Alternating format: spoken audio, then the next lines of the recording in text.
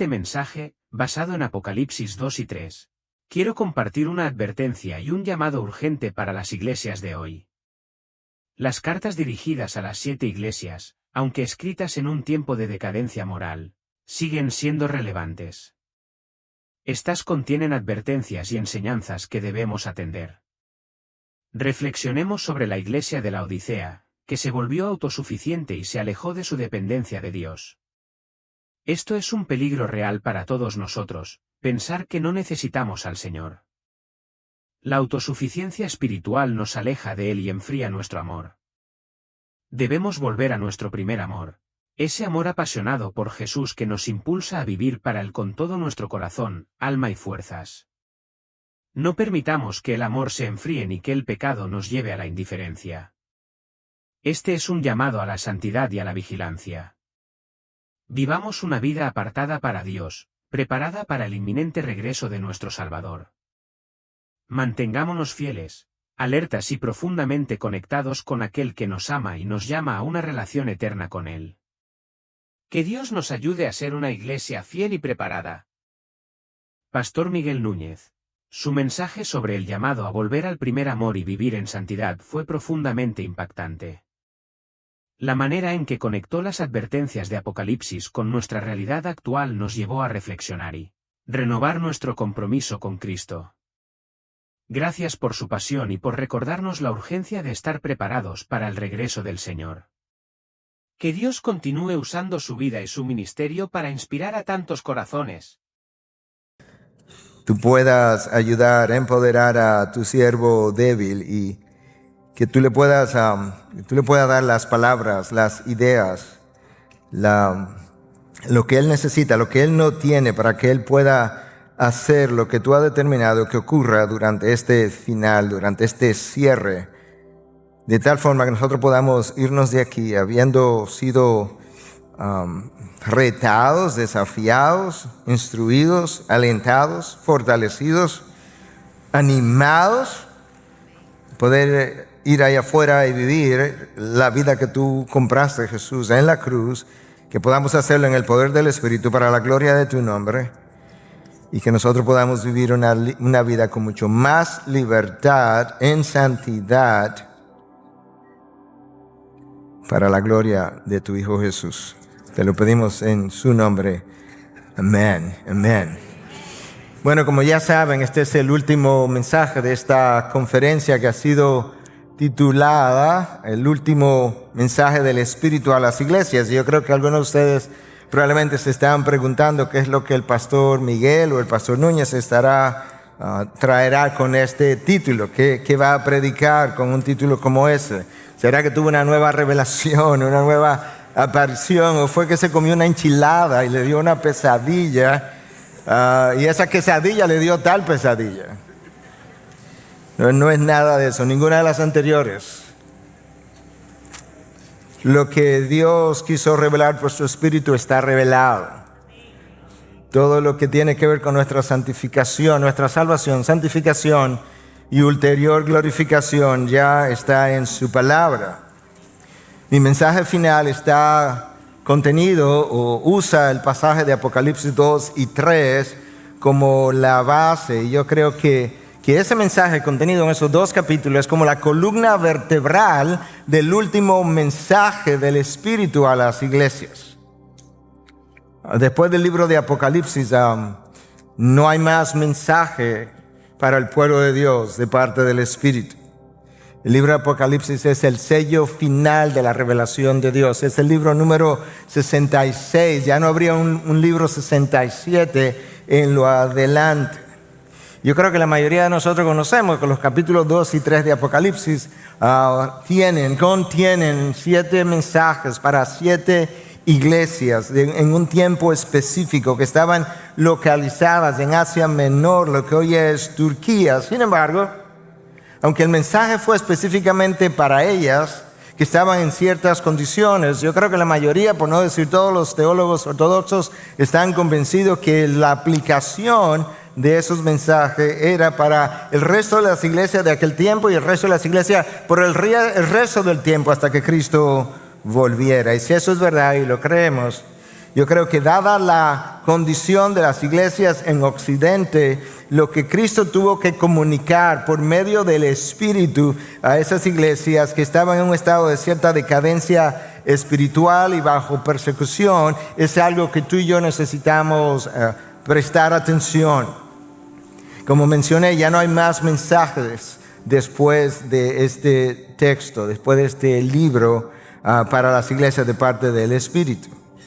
Y yo quisiera, sin más preámbulo, poder entrar, en vista de honrar el tiempo, poder entrar directamente a lo que es la exposición de esa última parte de la revelación de Dios.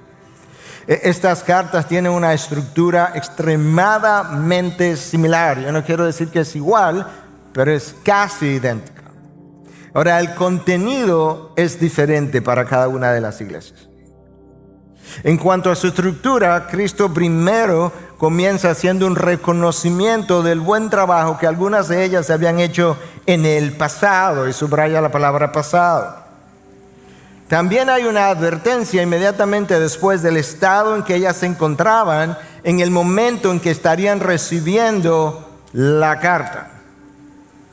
Si hay algo de lo que tú y yo podemos estar seguros, es que el mensaje que fue enviado de parte del Cristo resucitado, cuando tú lo lees, tú quedas con la impresión, este es un mensaje de peso, este es un mensaje de confrontación, este es un mensaje de advertencia. Sin embargo, al mismo tiempo, este es un mensaje de esperanza, y lamentablemente muchos de los hijos de Dios y de los maestros de la palabra no lo han visto de esa manera.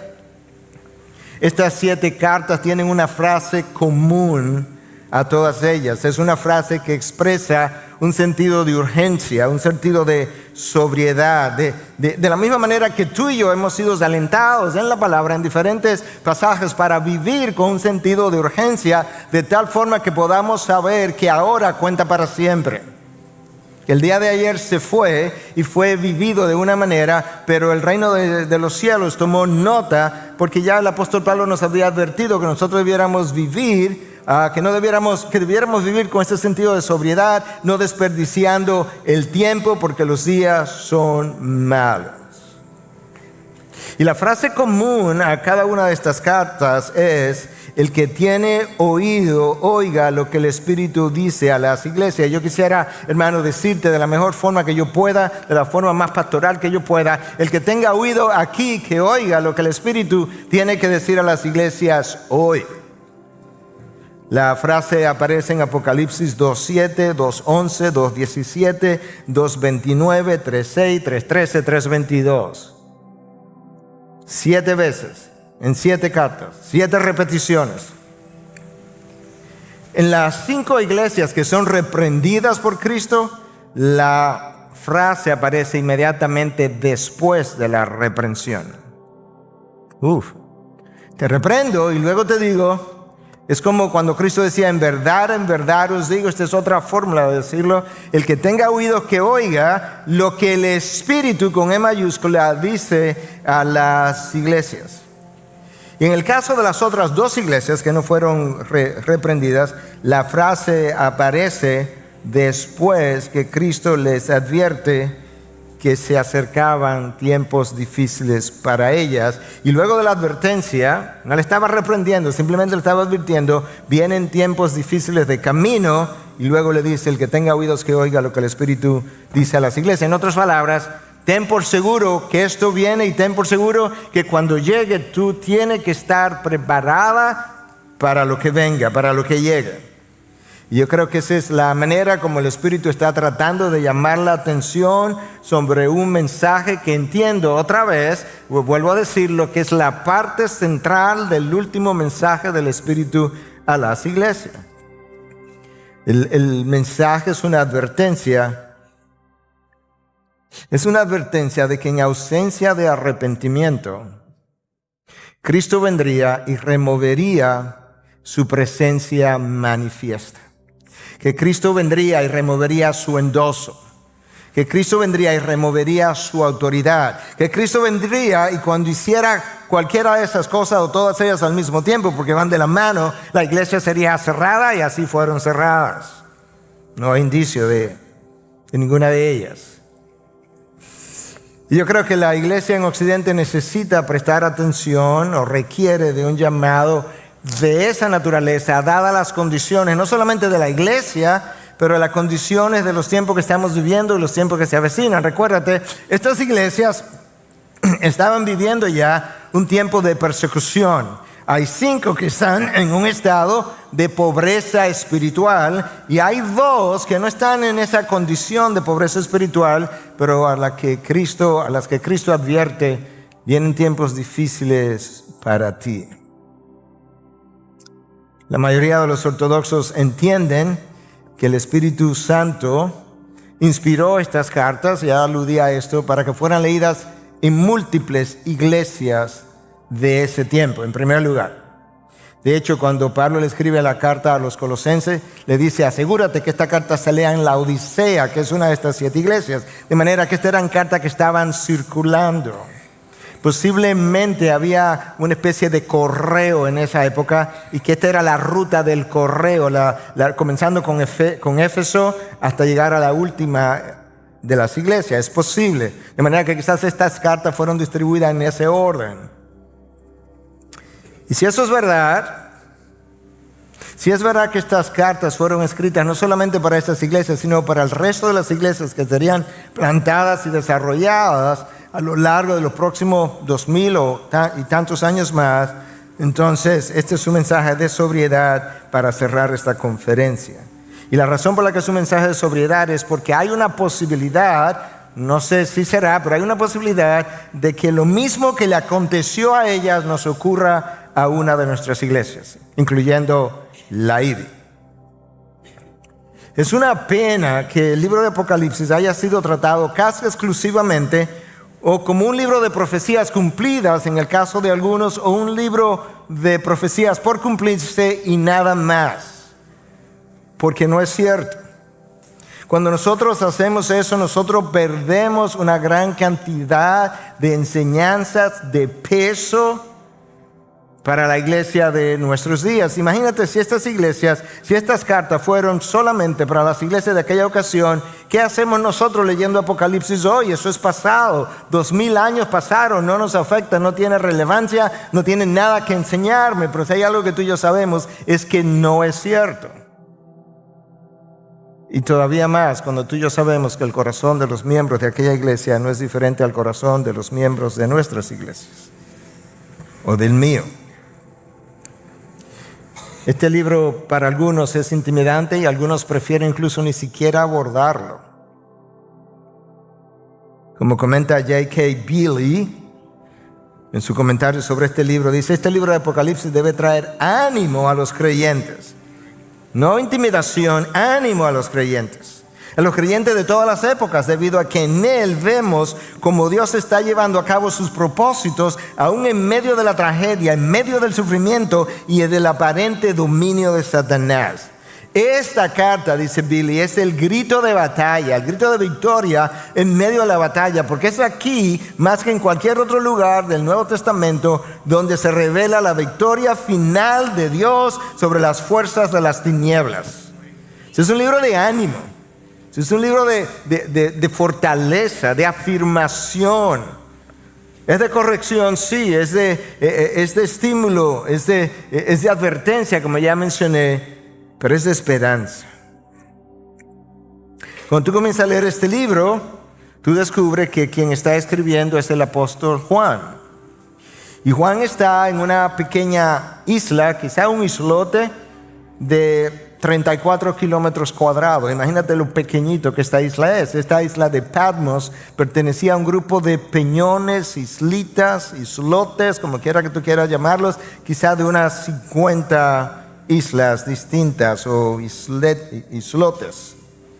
Y era un lugar donde Roma solía enviar a las personas que el imperio de Roma consideraba enemigas o una amenaza del imperio, de manera que ahí está Juan, porque de alguna manera Roma determinó que el mensaje que él tenía, que estaba predicando, era una amenaza para la estabilidad del imperio, y ciertamente lo fue y lo sigue siendo en el día de hoy. Pero Juan dice que él está allí a causa o por haber dado testimonio fiel del Señor Jesucristo. Yo pude haber estado en otro lugar, pude haberme quedado en el continente, pero no, yo estoy en este islote porque yo di testimonio, y no simplemente testimonio fiel en medio de la persecución, y aquí yo estoy siendo tratado como un criminal que pudiera amenazar a Roma. La tradición dice que Juan en un momento dado intentaron freírlo en aceite y que Dios milagrosamente lo rescató de la experiencia. Lo bueno, lo interesante es que Juan se identifica como un siervo del Señor en vez de identificarse como apóstol, muy diferente a lo que ocurre hoy en día, que los apóstoles no se quieren identificar como siervos del Señor. Y ahí mismo hay un mensaje para la iglesia de hoy. Ciertamente el mensaje vino mediado por el Espíritu, pero tú puedes estar seguro, porque está ahí claramente expresado, que vino para la gloria de Cristo. De hecho, cuando el Espíritu comienza a hablar a Juan en Patmos, estando en el exilio, lo primero que el Espíritu hace es que le deja saber a Juan que ese es un mensaje que el Espíritu trae, pero es un mensaje de Jesucristo, a quien él identifica como aquel que es, que era y que ha de venir, el testigo fiel, el primogénito de los muertos, el soberano de los reyes de la tierra, como aquel que nos ama y nos libertó de nuestros pecados con su sangre, el que hizo de nosotros un reino, nos hizo sacerdotes para Dios su Padre, como el alfa y la omega, el Señor y Dios y el Señor todopoderoso. Eso es lo primero, Juan. Yo quiero que sepas que yo no te vengo a hablar de un mensaje como de un rey cualquiera, sino de alguien con esas características. Y esa gloria que es presentada en el capítulo 1 de Apocalipsis contrasta enormemente con la pobreza espiritual de estas iglesias que estaban bajo persecución. La pobreza espiritual por lo menos de 5 de ellas. La gloria de esas iglesias estaba pasando, o en alguno de los casos ya había pasado. Pero ¿sabes qué? Nosotros tenemos un PhD en pensar en el pasado que ya no tenemos y continuamente celebrar lo que ya no somos como si eso fuera parte de nosotros hoy. Tan mal estaban estas iglesias que 5 de ellas fueron llamadas al arrepentimiento. 5 de 7. En otras palabras, las que estaban bien, aunque estaban bajo persecución, pero las que estaban espiritualmente bien, era una minoría. Y hoy yo creo que nosotros pudiéramos con dolor poder decir, eso no es muy diferente a nuestros días. Comencemos con Éfeso. Éfeso había perdido su primer amor. A pesar de su pureza doctrinal. Su pureza doctrinal y su apego a lo que ellos entendían era la palabra de Dios llegó a ser tal que ellos desenmascararon los falsos apóstoles. Nada nuevo debajo del sol. A pesar de estas iglesias tener un conocimiento doctrinal extraordinario, a pesar de su arduo trabajo, de su perseverancia, de haber puesto al descubierto a los falsos apóstoles, de haber sufrido incluso por causa del nombre de Cristo, le pasó lo peor. Perdieron el amor por el Dios a quien ellos habían servido y pensaban que estaban sirviendo. Quizás la iglesia, no nos dan los detalles de cómo ocurrió, pero quizás la iglesia se entretuvo celebrando lo que hacía y perdió de vista para quién lo hacía. Eso no puede pasar a nosotros, no solamente como iglesia, sino como individuos.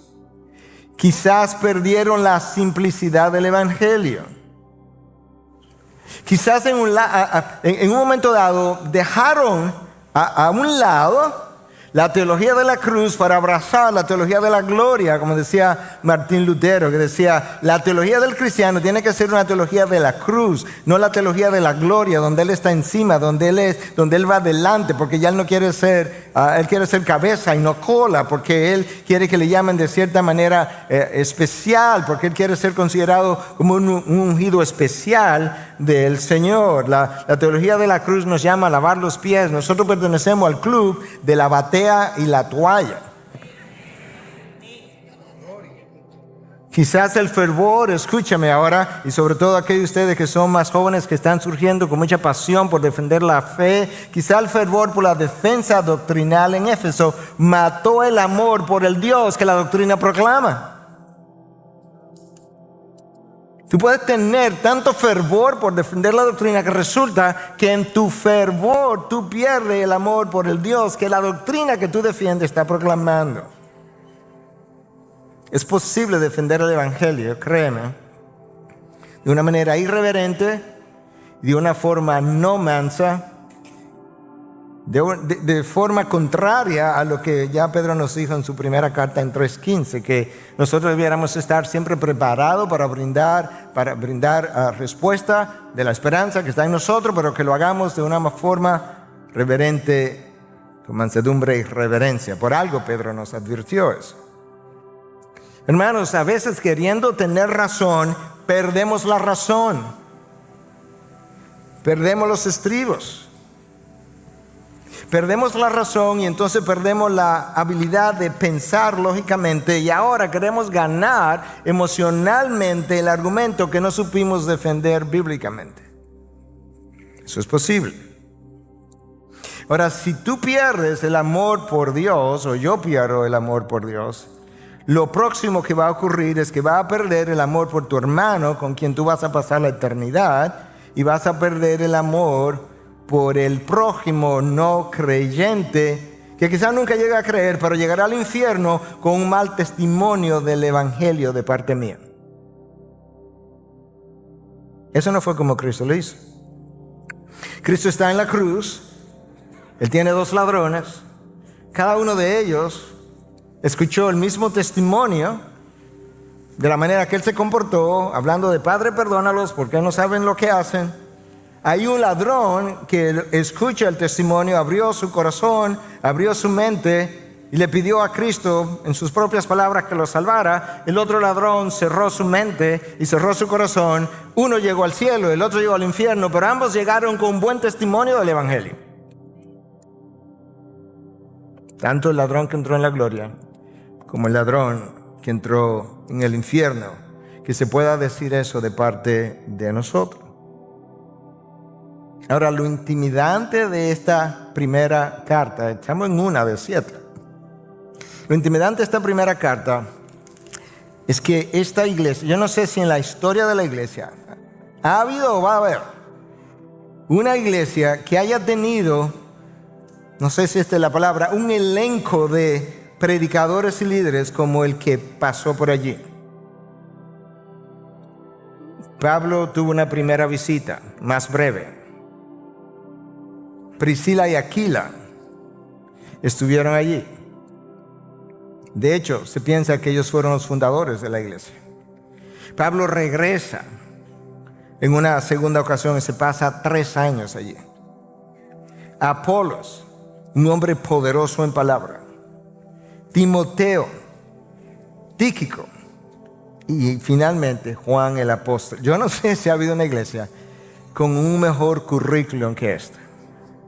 No sé si lo va a haber en cuanto a sus líderes. A la iglesia de Éfeso no le faltó currículum. ¿Sabe qué le faltó? Amor por Dios. Y yo creo que tú y yo tenemos que recordar eso. ¿Y la solución cuál era a su situación? Apocalipsis 2:5. Recuerda. Subraya esa palabra. Recuerda. Por tanto, ¿de dónde has caído? Y arrepiéntete. Y haz las obras que hiciste al principio. Medita, detente, no vayas tan rápido. No quieras, no te entretengas haciendo las cosas y luego pierdes de vista para quién la está haciendo. Detente, piensa, medita, recuerda dónde estabas. Recuerda hasta dónde te había yo encumbrado. Y mira cuánto tú has caído, mira tu condición ahora mismo. Arrepiéntete. Todavía hay tiempo. Hay algo que puedes hacer. Y la advertencia, si no, vendré a ti y quitaré el candelabro de su lugar si no te arrepientes. Esta no fue cualquier iglesia. Tú puedes leer acerca de la fundación de esta iglesia en el libro de los Hechos, capítulo 19, versículo 10, dice que a partir de la iglesia de Éfeso, todos los que vivían en Asia Menor, oyeron la palabra del Señor, tanto judíos como griegos. ¿Tú estás oyendo? Esta iglesia invadió el área geográficamente y garantizó que todos los que vivían en Asia Menor, toda Turquía, un país de buen tamaño, oyeron el evangelio. Esta es la primera iglesia a la que Cristo se dirige cuando comienza el libro de Apocalipsis a ser revelado.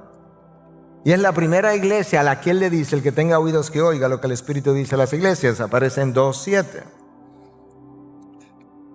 A nivel personal y luego a nivel de iglesia, como pastores que somos, esta sola carta nos llama a la sobriedad y a la introspección.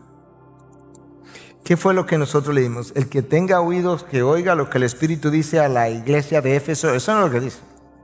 Lo que el Espíritu dice a las iglesias, en mayúscula, en plural, a las iglesias, en plural, a todas las iglesias de aquella época y a las iglesias de todos los periodos de la historia. El más grande de los mandamientos, se ha dicho aquí durante la conferencia, tú lo sabes, en la opinión de Jesús, es el amor por Dios. El mandamiento que ellos violaron, el mandamiento con que ellos pecaron mientras defendían el evangelio. Ahora, si tú y yo perdemos el amor por Dios, si tú y yo tenemos que revisarnos, nosotros tenemos dos caminos. Y si somos iglesias, entonces piénsalo en esos términos orgánicos. Si somos iglesias, tenemos dos caminos: nos arrepentimos o cerramos la iglesia, porque de lo contrario Cristo lo va a hacer. En las palabras de Cristo, esta iglesia había caído de una altura extraordinaria, pero cayó. La iglesia que había estado en la cúspide. De hecho, se piensa que la iglesia de Éfeso plantó las otras iglesias. Por otra parte, la iglesia de Pérgamo, anteriormente, escucha lo que había hecho: había guardado fielmente el nombre del Señor, subraya la palabra fielmente, y no había negado su fe en Cristo, aún en días de persecución. En otras palabras, tiene mejor currículum que nosotros, porque todavía nosotros no hemos sido perseguidos. En medio de la persecución, esta iglesia dice: Cristo, yo sé que tú guardaste mi nombre, y yo sé que fuiste fiel en medio de la persecución, pero te invadió la idolatría y la inmoralidad. Pérgamo era una ciudad caracterizada por esas dos cosas: inmoralidad e idolatría. Similar a las grandes urbes de nuestros días, que están tratando de exportar sus antivalores y tratando de forzarnos a nosotros a caminar hacia la condenación en la dirección en que ellas van y disfrutan. Cristo dice que Él sabe de esta iglesia. Dice: yo sé, le dice a la iglesia, yo sé que tú estás en medio del trono de Satanás. No está seguro, no estamos seguros de qué significó el trono de Satanás, pero quizá era la condición de la ciudad. Dice: yo sé dónde tú estás. Lamentablemente, la idolatría de la ciudad y la inmoralidad de la ciudad te invadió. ¿Y sabes qué? No disciplinaste a tus miembros, como ocurre hoy. Hermanos, no basta, si tú eres miembro de una iglesia, no basta con ser fiel de manera individual. la iglesia en general debe velar por la santidad de aquellos que pertenecen a ella. Ese es el principio de la disciplina en Mateo 18. Si tú ves que tu hermano peca, tú, no el pastor, no los líderes, no el consejero, tú vas y le reprende. De manera que el llamado a la disciplina para mantener la santidad de la iglesia es un llamado colectivo de la iglesia. La iglesia de Pérgamo es un buen ejemplo de que habiendo sido fiel en medio de la persecución, hay un momento en que dejaste de disciplinar a tus miembros y la inmoralidad y la idolatría invadieron la iglesia. Por eso, Cristo nos dice en uno de sus sermones finales con relación a el tiempo del fin que Mateo registra en el capítulo 24 y 25, el que persevere hasta el fin será salvo. No es el que fue fiel en el pasado y que lo persiguieron y no negó la fe. Porque si la niega más adelante, de alguna manera, mostró que realmente él nunca fue de nosotros.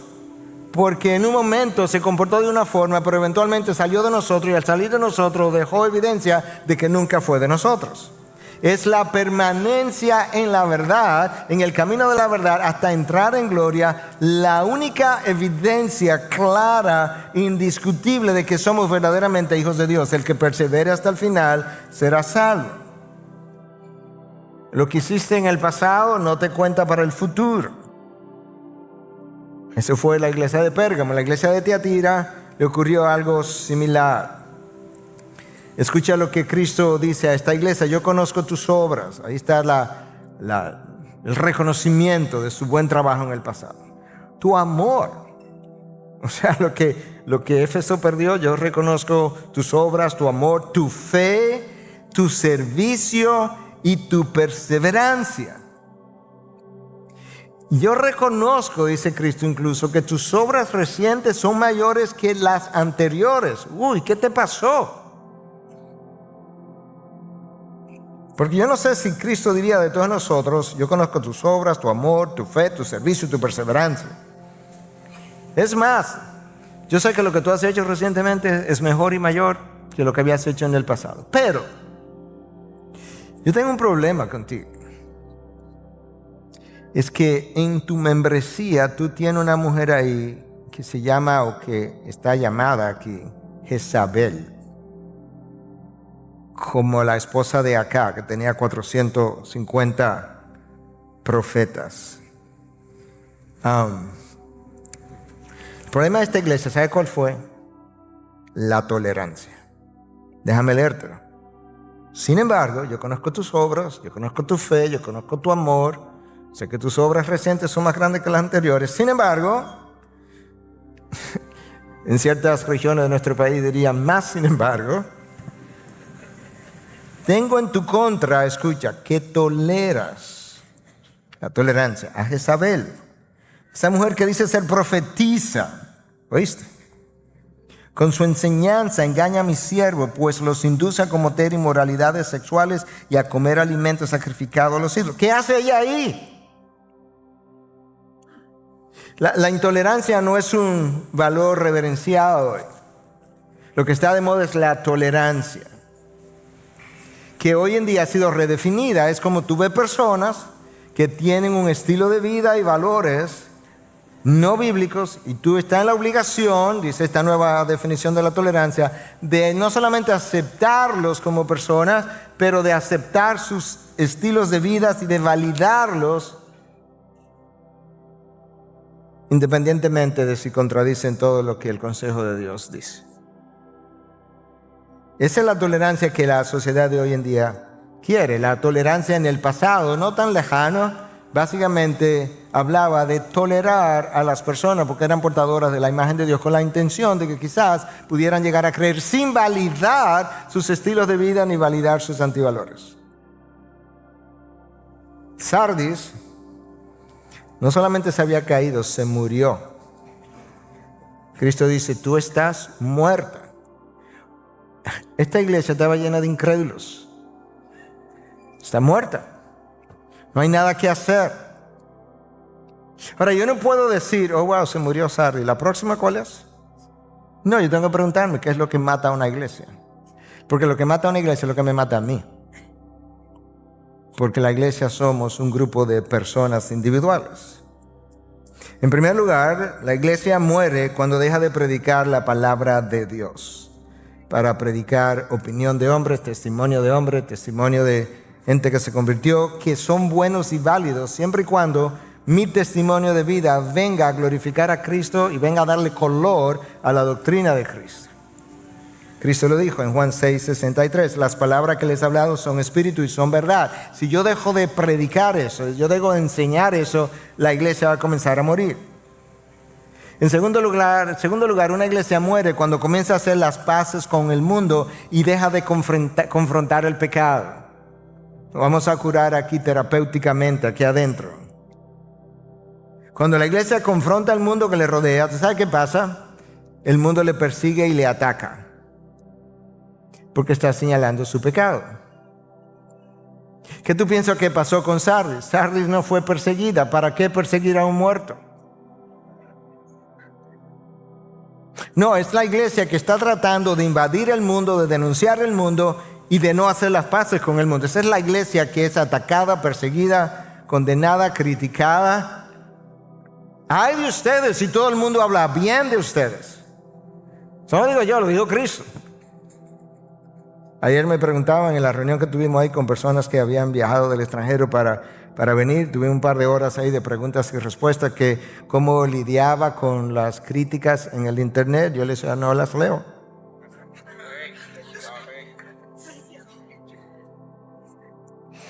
Sardis no estaba invadiendo ningún territorio. Hermano, todo el mundo, dice Juan en su primera carta, yace bajo el poder del enemigo. El territorio enemigo es el mundo. El territorio de Dios es la iglesia. Y las dos causas principales a lo largo de la historia de la muerte de la iglesia es el liberalismo, por un lado, que invade la iglesia. Pero invade la iglesia, el liberalismo invade la iglesia cuando esa iglesia deja de creer en una palabra inerrante, infalible, autoritativa. Porque cuando tú dejas de hacer eso, tú perdiste la autoridad que la palabra tiene, no solamente para confrontar nuestras formas de pensamiento, sino también para corregir nuestro curso y para dictaminar nuestros estilos de vida.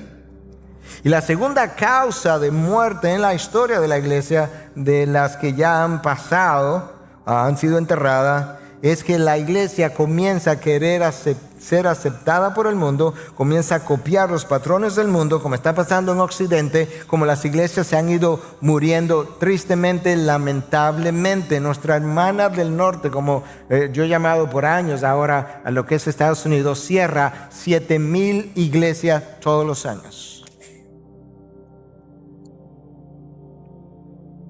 7,000 iglesias. Todos los meses. En nuestra hermana del norte hay 1,500 pastores que renuncian al ministerio. Eso es 50 diarios. 18,000 al año. Tú me dices, pastor, esas estadísticas están infladas. Ok, no son 18,000, son 9,000. Demasiados son. Todavía siguen infladas. Ok, no son 9,000, son 4,500. Divídelo entre 12 para que tú veas cuántas son mensualmente. Todavía es demasiado el número. La Odisea fue clasificada como tibia. Y alguien podría decir, bueno, por lo menos no está muerta. Bueno, el problema es que Cristo dice, tú eres tibio, te voy a vomitar. Tu condición me da náusea. O sea, no es ni siquiera como que tu condición me provoca el vómito. No, yo voy a hacer un vómito voluntario. Porque tú ni eres tibio, ni eres caliente. De hecho, como iglesia tú eres una orgullosa. Y te cree autosuficiente. Porque tú dices, me he enriquecido y de nada tengo necesidad. En serio. Y Cristo dice, déjame decirte cómo yo te clasifico. Tú eres miserable, digno de lástima, pobre, ciego y desnudo. Pero la iglesia estaba, nosotros, mira lo que tenemos. Mira cómo hemos crecido. Mira nuestro presupuesto. Mira cómo están todas las cosas satisfechas. Nosotros, hey, la bonanza Es evidencia que Dios está con nosotros y dice, no, tú eres miserable, digno de lástima, pobre, ciego y desnudo. ¿Desde cuándo tú entiendes que la bonanza siempre está asociada con mi bendición? Ahora, lo increíble es que todavía en ese estado de tibieza, Cristo le dio una esperanza. Escucha lo que le dice en 3:20. Yo reprendo y disciplino a todos los que amo. Sé pues celoso y arrepiéntete. Todavía tiene algo que tú puedes hacer. Todavía no te he vomitado. Haz algo. Toma una decisión. La Odisea fue una iglesia rica materialmente, pero en pobreza espiritual. La peor pobreza de un individuo no es material, es espiritual. Y la mejor o la mayor riqueza de una persona, de una iglesia, tampoco es material, es espiritual. Una de las grandes diferencias en esta carta a la Odisea, en el mensaje que el Espíritu ha traído a ella, es que Cristo no tuvo nada bueno que reconocerle. Las otras iglesias le dijo algunas cosas buenas y bonitas. Cristo le dijo nada. O alguien pudiera decir, pastor, pero si no estaba muerta como Sardis, como que estar tibio no es tan malo. Bueno, tenemos que pausarnos y preguntarnos, ¿quién es una persona tibia? Por un lado, pudiéramos decir, una persona tibia es alguien que se identifica como cristiano, pero no vive la vida cristiana. Por tanto, cuando él vive allá afuera, él confunde al resto del mundo porque él se identifica con Cristo, pero vive como si fuera hijo de Satanás. Por eso es que él hubiese preferido frío o caliente. Si estás caliente, todo el mundo sabe que tú eres cristiano y tú vives como tal. Si eres frío, todo el mundo sabe que tú no eres cristiano y vives como tal. El frío no compromete mi evangelio, ni mi nombre, ni mi causa, ni mi iglesia. Todo el mundo sabe que él no pertenece a ella. Es el tibio. El tibio es la persona que oye el mensaje predicado y dice, eso no es para mí. Ay, si Pedro estuviera aquí. Qué pena que Juan no llegó a esta conferencia. O la persona que oye y dice, lo mismo, eso lo conozco yo. Bueno, yo no sé si lo conoce o no lo conoce, pero si lo conoce, pues vívelo. O dice, oye, lo que este pastor dice, eso no se predica así. Por tanto, esa persona nunca aplica la verdad que escucha. La persona tibia se cree salvo y nunca cree entonces que ese mensaje de salvación es para él o para ella. Tenemos testimonio de personas en y dice, pastor, yo he estado en la fe como 15 o 20 años, pero ahora fue que yo me convertí. En una de las conferencias de evangelismo de uno de los congresos de Lausanne, un pastor bautista se paró a predicar y dijo algo. Creo que el pastor Roto me comentó esa historia, ahora que estoy pensando en algún momento, que se paró a predicar y dijo, yo quiero decir algo, y es que antes de predicar la palabra tú tienes que ser cristiano. Y luego él predicó, hizo un llamado a salvación y como 30 pastores y líderes pasaron a convertirse. La persona tibia ve el pecado del otro con facilidad, pero él no ve el suyo. Él ve a los demás siempre por debajo de su espiritualidad. Esa persona tiene los ojos abiertos, pero el corazón cerrado. Tiene la mente que funciona, pero está endurecida.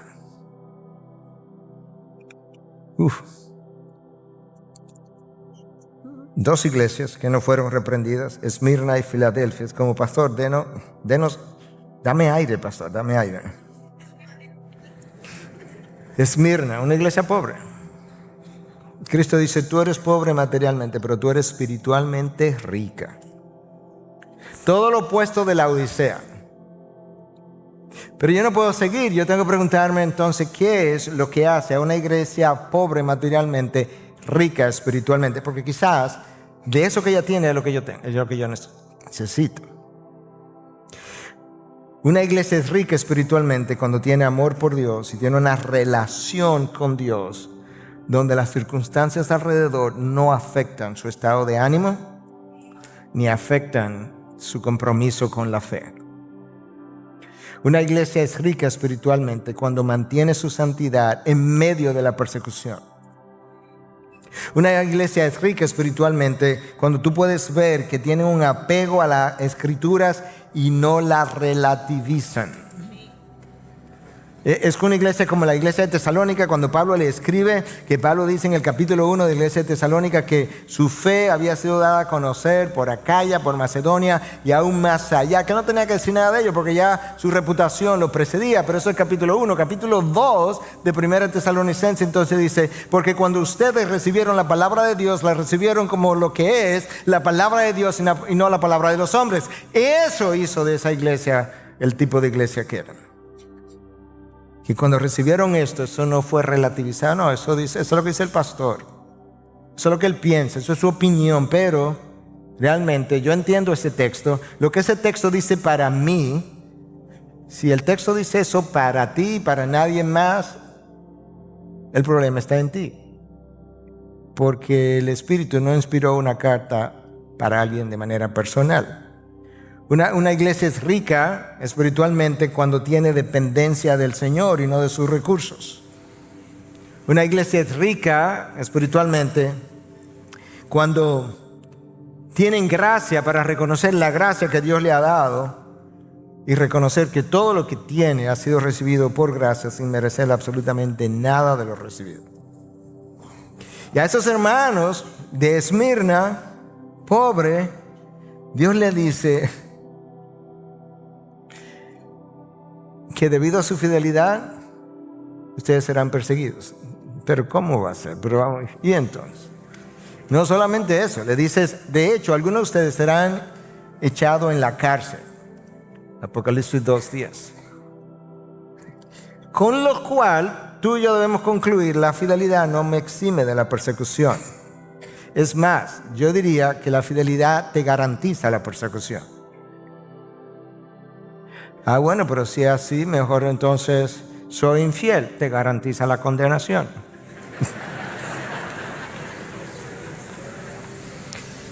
La iglesia de Filadelfia, el Señor les reconoce su fidelidad, porque guardaron su palabra y no negaron la fe, a pesar de que era una iglesia también pequeña. Debido a esa fidelidad de la iglesia de Filadelfia, Cristo dice, pero te voy a abrir una puerta. Te voy a abrir una puerta de oportunidad para ministrar. Como cuando Pablo dijo cuando estaba en Éfeso, que no se iba a ir de ahí porque se me ha abierto una puerta grande. Cristo le dice, yo te he abierto una puerta para que ministre. Y les promete preservarlos. Ahora algunos están pensando, ahora sí. Yo sabía que por lo menos una de 7 tenía como que tener algo sin dificultad. Le promete perseverarlos, a través del sufrimiento. Apocalipsis 3:10. Pero ¿cómo es? Hermano, nunca ha sido diferente. José termina en un foso, primero vendido por sus hermanos y luego termina en la cárcel por ser fiel. Daniel termina en un foso con leones. Sus 3 amigos terminan en un horno de fuego. Aún Noé terminó más de un año encerrado con no sé cuántos animales. No me imagino el olor allá adentro por más de un año. Cristo termina en la cruz. Yo te voy a preservar a través del sufrimiento.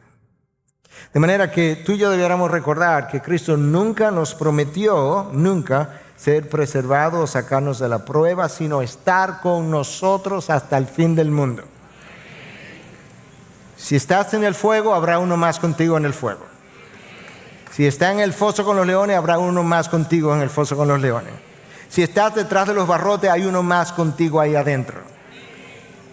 Pero nunca nos ha prometido sacarnos de ahí. Al contrario, lo que Cristo quiere es que tú y yo le glorifiquemos en las peores circunstancias. Si hay un lugar donde mi gloria se puede ver, es en la extrema debilidad en la que tú incurres y en la que yo entonces en la debilidad te preservo y donde tú das testimonio de mí en la peor circunstancia posible y donde tú dices, yo no me voy a postrar delante de esa estatua y si me postro y me tiran el horno de fuego, que sea así.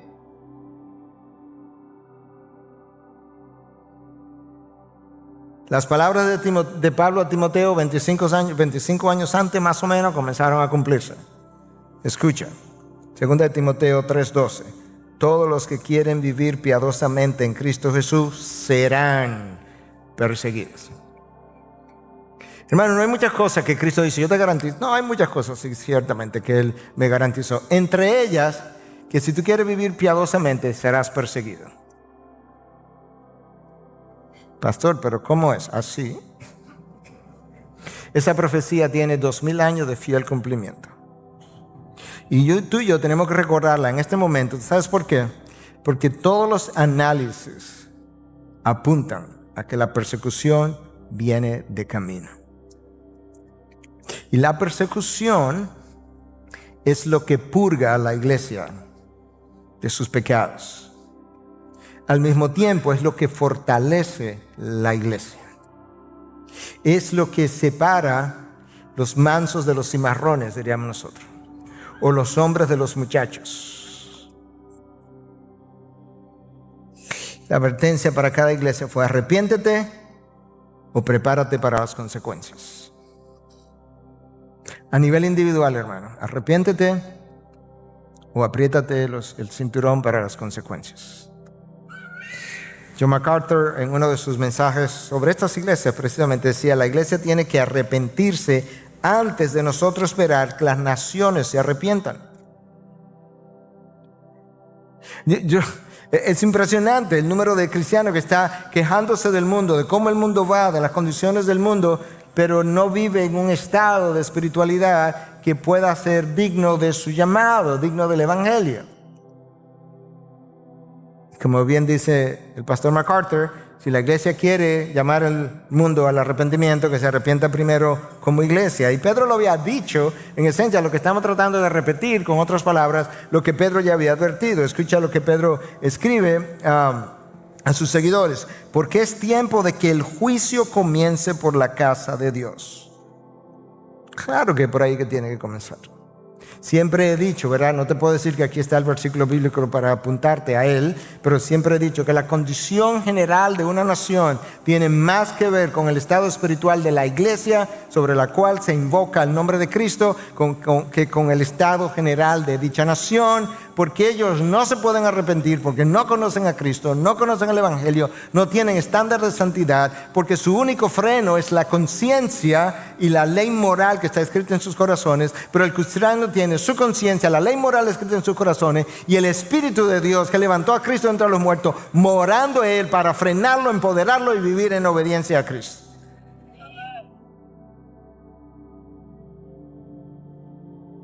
La iglesia no puede entretenerse condenando el pecado del mundo o condenando el pecado de los que están afuera cuando tolera o descuida el pecado de los que estamos adentro. No puede. De hecho, Pablo nos advirtió cuando le escribió a los Corintios. Y le dice: nosotros juzgamos a los que están adentro. 1 Corintios 5, 2 y 13. A los de afuera los juzgará Dios. No tenemos nada que ver con juzgarlos a ellos. Hermano, los tiempos en los que nos encontramos revelan una hemorragia moral, una arritmia del corazón de muchos creyentes y una debilidad muscular generalizada por falta de pasión. El músculo espiritual está debilitado porque no hay pasión por Cristo. La hemorragia es moral. La arritmia del corazón es espiritual y es del creyente, y la debilidad es generalizada. Por tanto, tú y yo necesitamos volver a Dios. Son tiempos complejos, turbulentos, caracterizados por un aumento del rechazo de la verdad de Dios y un aumento del rechazo de la moralidad bíblica. La estela de líderes cristianos que ha caído en los últimos años debe recordarnos aquí, a los que estamos aquí como pastores y líderes, debe recordarnos que yo tengo que predicarme la palabra de Dios a mí primero antes de predicársela a la iglesia. Esta palabra tiene que confrontar mis pecados, mi estilo de vida, mi orgullo, mi celo, mi envidia. Cada pecado en el que tú puedas pensar, esta palabra tiene que confrontar eso en mi vida. Y Pablo dijo lo mismo a los ancianos de la iglesia de Éfeso. cuando Él los llamó a la ciudad de Mileto, cuando Él iba camino a Jerusalén y no tenía tiempo para llegar hasta allá, Él lo mandó a buscar a Mileto y le dijo que cuidaran de sí mismo y de la doctrina. Cuídate tú primero y después tú cuida de la doctrina. Tu corazón y el mío tienen una inclinación natural hacia el pecado. Tu corazón y el mío tienen una inclinación natural que puede ser resistida, pero tiene una inclinación natural a alejarse de Dios. Y esa es la razón por la que la mente tiene que continuamente hablarle al corazón. Porque el corazón, si usamos el corazón como la representación de mis emociones, siempre te va a decir lo que quiere hacer, lo que desea hacer, lo que anhela hacer, lo que está loco para hacer. Y tu mente tiene que decirle al corazón: sí, está bien, eso es lo que tú quieres hacer, pero esto es lo que tú debes hacer. Porque esto es lo que yo aprendí cuando los ojos de Miguel leyeron la palabra.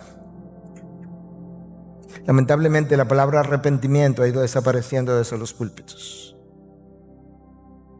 Yo sé que ustedes no conocen a este autor, Richard Niebuhr, pero él es famoso por haber escrito varias cosas de peso en uno de sus libros, El Reino de Dios en América, en Norteamérica. Dice: el liberalismo es culpable de predicar, escucha, un Dios sin ira que trajo a hombres sin pecados a un reino sin juicio a través de la administración de un Cristo sin cruz. Voy a decir eso otra vez. Y sin dramatismo, leerlo otra vez me llenó los ojos de lágrimas. El liberalismo es culpable de predicar un Dios sin ira que trajo a hombres sin pecado a un reino sin juicio a través de la administración de un Cristo sin cruz. Si no es necesario predicar acerca del pecado, mucho menos será necesario predicar acerca del arrepentimiento. ¿De qué me voy a arrepentir si no estoy hablando del pecado? Esa es la iglesia de hoy en día. Hermanos, estas cartas fueron enviadas a 7 estrellas. De nuevo, la mayoría de los estudiosos, académicos, ortodoxos entienden que estas 7 estrellas, por el contexto y la forma en que están redactadas la carta, representan 7 líderes de esas iglesias o 7 pastores. Que si tú eres pastor, imagínate, yo me lo voy a imaginar contigo ahora, que el domingo que viene, y si tú eres miembro de alguna iglesia, imagínate que el próximo, mañana domingo, que cada uno de nosotros que somos pastores va a abrir una de estas cartas, la que tú quieras, y le va a decir a la iglesia: tú la leíste primero anoche, y resulta que la carta es primero para ti, porque tú luego la vas a leer a los otros, y que las cosas que están dichas aquí son las que Cristo nos dijo a nosotros como pastores. La condición espiritual del liderazgo de una iglesia es vital para que Dios quiera bendecir la vida de la iglesia.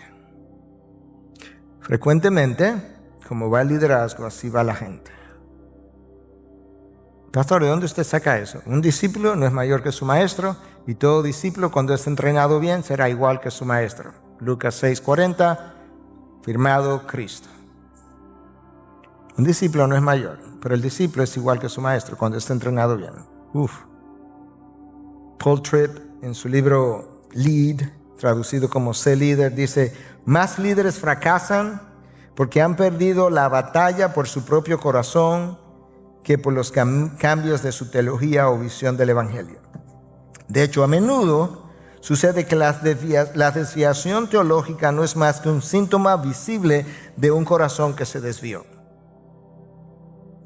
Lo que Tripp está diciendo, si tú miras la estera de líderes que ha caído últimamente, esos líderes, antes de caer delante del mundo, creyeron en su corazón. Y antes de desviarse doctrinalmente, su corazón se desvió en la dirección del mundo. Y usualmente por donde las cosas comienzan es por un enfriamiento por Dios y como por el amor de Dios. Pero como tú eres cristiano, tú sabes que eso no debe pasar y tú tiendes a negar que tu amor por Dios está frío. Ahora, ¿cómo yo sé que mi amor por Dios está frío? Cuando yo tengo frialdad hacia las cosas de Dios. cuando las cosas de Dios ya no producen el mismo entusiasmo y la misma pasión que producían antes, cuando en realidad, y te puedo decir eso por experiencia personal, debiera haber una pasión en incremento, en crescendo, en la medida en que nosotros comenzamos a entender mucho mejor las verdades de Dios. Yo veo su santidad hoy mucho mejor que antes y la veo mucho más hermosa que lo que podía verlo antes. El pastor Sugel nos habló un poco de la hermosura de Cristo ayer. Yo veo su salvación y veo su gracia con mejores ojos, de manera más grande, de forma mucho más inmerecida hoy que lo que yo podía verlo antes. Yo veo las ofertas, las bendiciones, las promesas de Cristo y digo, wow, yo no puedo creer que este Cristo me está ofreciendo lo mismo que Él heredó para que yo lo herede. Lo veo mejor hoy que antes. De manera que si yo no estoy experimentando una pasión creciente por las cosas de Dios, probablemente yo estoy experimentando una pasión decreciente por las cosas de Dios. Y esa debe ser la primera bandera roja que me dice, ¿sabes qué? Estás perdiendo tu primer amor por el Dios que te hizo todas estas promesas y te dio tu salvación. El caminar del liderazgo de la iglesia, su estilo de vida, subraya su estilo de vida, que no se limita simplemente a la parte inmoral. Es como el liderazgo vive con relación a lo que es la gloria de Cristo, su integridad, su sumisión a Dios, su espíritu manso y humilde, su disposición a renunciar a intereses personales y deseos personales en favor de la visión que Dios le ha dado para esa iglesia, es vital para que Dios quiera preservar la salud de esa iglesia. El arrepentimiento debiera ser una de las marcas distintivas de un verdadero cristiano. Tesis número 1 de 95 de Martín Lutero. Cuando el Señor Jesucristo dijo que te arrepientas, Él quiso decir, transmitir que debes vivir una vida de arrepentimiento. Raramente, me imagino que ha ocurrido, mi oración del final del día deja fuera una petición de arrepentimiento. Raramente, por ahí usualmente es donde yo comienzo, todos los días. Porque yo sé que el primer mandamiento de la ley de Dios yo no lo lleno todos los días, ningún día. Y de ahí todo lo demás. ¿Tú sabes cuál fue el problema de la iglesia de Tiatira? Yo te comenté. Escuchen 2:21. Que ella tiene todos estos problemas de inmoralidad y está tolerando a esa mujer que se llama Jezabel ahí. Le dice, le he dado tiempo para arrepentirse y no quiere arrepentirse de su inmoralidad. ¿Tú crees que es posible que Dios te haya dicho alguna vez, yo te estoy dando tiempo para que te arrepientas de tu inmoralidad, pero tú no lo estás haciendo? Tú no acabas de dejar la pornografía, tenemos 3 años en esto, pero tú no quieres. Pero puede ser alguna otra cosa. Y la razón por la que muchas veces nosotros no queremos arrepentirnos es porque mi estado de insensibilidad espiritual me lleva al convencimiento de que no estoy tan mal delante de Dios. En la medida en que yo tengo una iglesia a la que pertenezco, mis actividades religiosas me convencen de que yo no estoy tan lejos de Dios. Además, tiendo a ver los logros del pasado y digo, mira, imagínate, yo me leía la Biblia todos los años, se la leía. Nosotros tendemos a glorificar el pasado.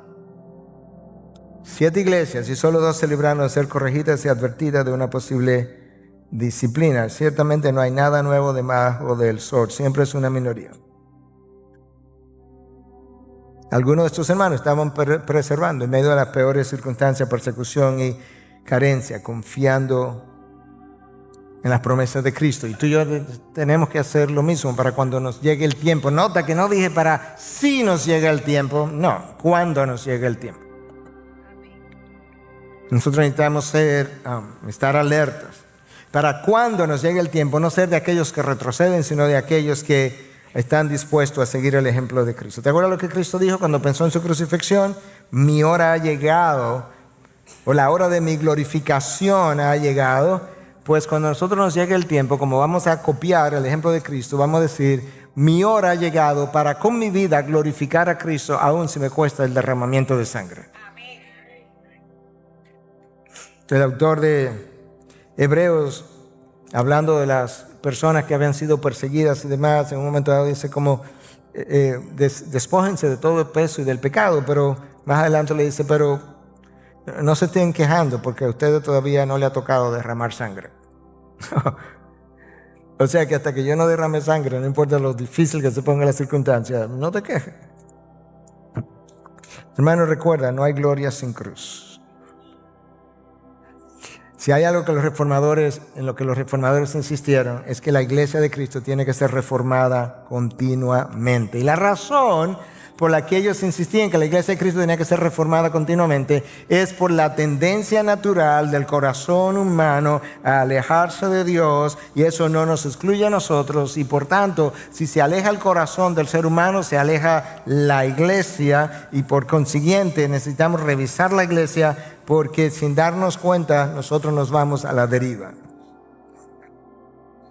Imagínate a alguien que, yo recuerdo, yo tuve esta experiencia, claro, no con la severidad que le ha ocurrido a otros hasta morir, pero estando pequeño yo estaba en la playa jugando con mis primos, y poco a poco lo que en inglés llaman the undertow, la corriente que va por debajo. Hay una corriente que va por arriba que tú la ves con las olas, pero hay una que regresa por debajo, me fue arrastrando hacia atrás. Eso pasa en la vida espiritual. La corriente de abajo es la corriente del mundo. Y tú estás divirtiéndote y las cosas lucen bien, estás teniendo un buen tiempo ahí nadando, jugando con tus iguales, pero hay una corriente que sin tú percatarte te está llevando hacia atrás. Por ahí alguien en la orilla, el Espíritu de Dios, que está llamándote y advirtiéndote, y cuando te ve alejándote comienza a decirte, haz el mayor esfuerzo por regresar, haz todo lo que pueda, esfuérzate, regresa, no esperes más. Y algunos se han ahogado en el camino. Realmente, lo que Cristo quiere es que cuando Él regrese, Él encuentre una iglesia que vive una vida digna de su llamado. Eso es lo que Cristo está esperando. Y la única manera que tú puedes hacer eso es si tú haces un compromiso, como dice una de nuestras canciones, donde tú puedes decir, mi lealtad y mi devoción son para ti. Toda mi lealtad, toda mi devoción, por encima de todo lo demás, son para ti. El Espíritu, de la misma manera que nos dejó este mensaje, nos dijo algunas otras cosas antes de cerrar. Y nos lo dijo no solamente en este libro, nos lo dijo a lo largo del camino. El Espíritu nos preparó o nos enseñó cómo prepararnos para la venida de Cristo, y nos dio instrucciones precisas. Escucha lo que Jesús dijo, estando todavía aquí entre ellos, en Marcos 13:33. Estén alerta. Primera cosa, porque no saben cuándo es el tiempo señalado. De manera que todo este llamado al arrepentimiento de las iglesias de Apocalipsis es, estate alerta, porque tú no sabes si yo llego hoy o mañana. Pedro, por otra parte, nos dice que en vista de que todas estas cosas han de ser consumidas por fuego, escucha ahora, ¿qué clase de personas no deben ser ustedes en santa conducta y en piedad? En vista de que todo esto va a pasar en un abrir y cerrar de ojos a la trompeta final, cuando el juicio llegue, en vista de eso, y como no sabes cuándo, ¿qué clase de persona tú crees que debiéramos ser? Dice Pedro, en santa conducta y en piedad. Pablo nos llama a ejercitarnos para la piedad. Pero el Espíritu nos llama a esperar con gozo la llegada de un cielo nuevo y una tierra nueva, reconociendo que el primer cielo y la primera tierra pasaron. Escucha entonces cómo nos anima. Él enjugará toda lágrima de sus ojos, y ya no habrá muerte, ni habrá más duelo, ni clamor, ni dolor, porque las primeras cosas ya han pasado. El que está sentado en el trono dice, yo hago nueva todas las cosas. Y añadió, escribe, porque estas palabras son fieles y verdaderas. Estas palabras forman parte del último mensaje del Espíritu a las iglesias, porque a través del libro de Apocalipsis, Él está tratando de cerrar la revelación de Dios. Y tú encuentras ahora entonces que en Apocalipsis 22, 17, antes de cerrar, antes de culminar, escucha lo que dice: el espíritu y la esposa, o la novia, dependiendo de tu traducción, dicen ven. Con esto el espíritu estaba expresando el anhelo que tiene y que nosotros debiéramos tener como iglesia de ver esta etapa de la historia redentora concluida, de tal manera que nosotros los redimidos podamos juntarnos con el Redentor. Y en este momento ya no está diciendo el que tenga oídos que oiga. No, estas son palabras distintas ahora. Ya él dijo eso. Escucha lo que él dice ahora. Va a llegar un momento cuando todo ya se ha dicho. Y esto es lo que el Espíritu dice ahora en Apocalipsis 22, 10 al 12. También me dijo: no selles la palabra de la profecía de este libro, porque el tiempo está cerca. No la selles, no termines todavía. Escucha ahora, después que tú adviertas y digas y prediques la verdad, que el injusto siga haciendo injusticias, que el impuro siga siendo impuro, que el justo siga practicando la justicia, y el que es santo siga guardándose santo. Por tanto, yo vengo pronto y mi recompensa está conmigo para recompensar a cada uno según su obra. Yo soy el alfa y la omega, el primero y el último, el principio y el fin. 22, 17, y el espíritu y la esposa dicen ven, y el que oye diga ven, y el que tiene sed venga, y el que desee que tome gratuitamente del agua de la vida. Hermanos, ¿anhelas tú que Cristo regrese, o estás tan enamorado de este mundo que tú realmente no quieres salir de este mundo hasta que ciertas cosas en tu vida se den? Hasta que yo me case, hasta que tenga hijos, hasta que tenga nietos, hasta que tenga mi casa, hasta que yo conozca los 5 continentes, como alguien me dijo en una ocasión. Yo quisiera que Cristo viniera, pero después que yo conozca Europa. Pero tú me estás relajando. O sea, ojos humanos no han visto, oídos no han oído, pero tú quieres ir a Europa. ¿En serio? Eso habla de lo apegado que yo soy a esta vida.